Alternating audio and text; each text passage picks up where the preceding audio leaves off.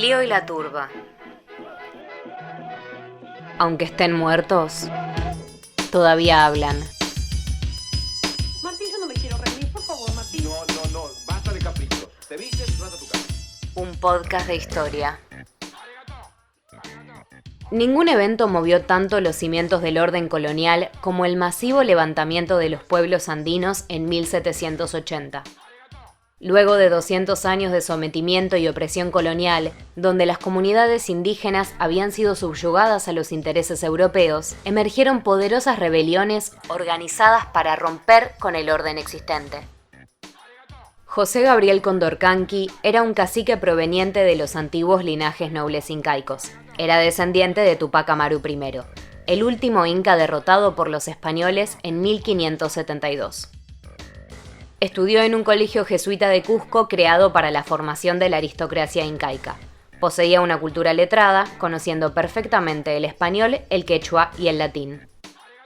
Un día en 1777, José Gabriel solicitó formalmente que las comunidades bajo su mando quedaran exceptuadas de la mita potosina, la cual implicaba migraciones forzosas y las más terribles condiciones de trabajo que puedan imaginarse.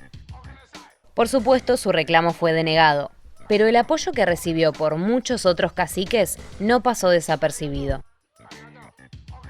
3 años después, en 1780, tomó una osada decisión: capturar y aprisionar a un importante funcionario colonial, el corregidor Arriaga, y anunció públicamente ante la presencia de miles de indios armados que el corregidor sería ajusticiado por orden del rey. La realidad es que la providencia real era falsa, y cuántos creyeron en su autenticidad no lo sabemos. Pero lo cierto es que quien presidía esa asamblea, José Gabriel Condorcanqui, había pasado a convertirse en Tupac Amaru II. Podríamos decir que más que el descendiente del último emperador incaico, era tal vez un nuevo inca. Tupac Amaru continuó llamando a los pueblos a rebelarse. Enfrentamientos bélicos planificados y revueltas sociales espontáneas se conjugaban en un clima de profunda insurrección. Y cabe resaltar que los enfrentamientos no eran contra los criollos ni contra el monarca. La violencia popular estaba dirigida contra los hacendados, los cobradores de impuestos y algunos caciques. Y en gran medida se hacía en nombre del rey y la corona española. Los historiadores no se han puesto de acuerdo si las verdaderas inclinaciones de Tupac Amaru eran separatistas o pretendían continuar con la sujeción a la corona. Pero no cabe dudas que de continuar como parte de la monarquía hispánica sería bajo condiciones completamente distintas.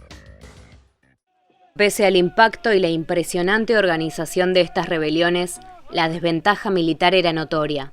Los indígenas con hondas, palos y lanzas no pudieron contra los fusiles y las escopetas del ejército profesional español. Además, los pueblos indígenas no fueron un bando unificado y hubo varios grupos que combatieron en la causa realista a favor del orden colonial. Finalmente, Tupac Amaru fue capturado por sus enemigos. Bajo las órdenes del obispo de Cusco, Areche, fue interrogado y torturado por varias semanas para que confesara el nombre de sus aliados. Pero el Inca se mantuvo firme y ante la insistencia de Areche para que entregue a sus cómplices, Tupac Amaru replicó: «Aquí no hay más cómplices que tú y yo. Tú por oprimir al pueblo y yo por querer liberarlo». Luego de su captura, se encontró en el bolsillo de Tupac Amaru un testamento político que decía: